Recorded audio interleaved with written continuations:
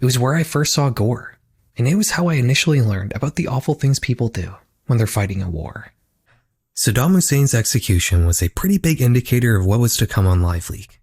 The first few years of the site mainly centered around the Iraq War. This was the first time in history combat footage could be instantly seen by the citizens of the country fighting it. Before LiveLeak, raw images and videos of war were hard to come across.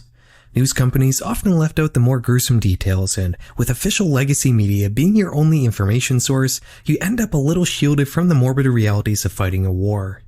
This wasn't because legacy media wanted to shelter their viewers from more shocking content, it was also a shortcoming of the information networks that facilitated the mainstream news at the time.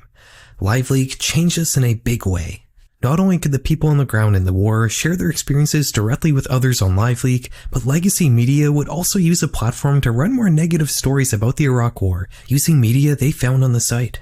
Studies show that an average person's support for a war their country is fighting is lessened when they're shown graphic clips of said war, and I don't think it's a coincidence that the decline in support for the Iraq War in particular just so happened to coincide with LiveLeak's explosion in popularity.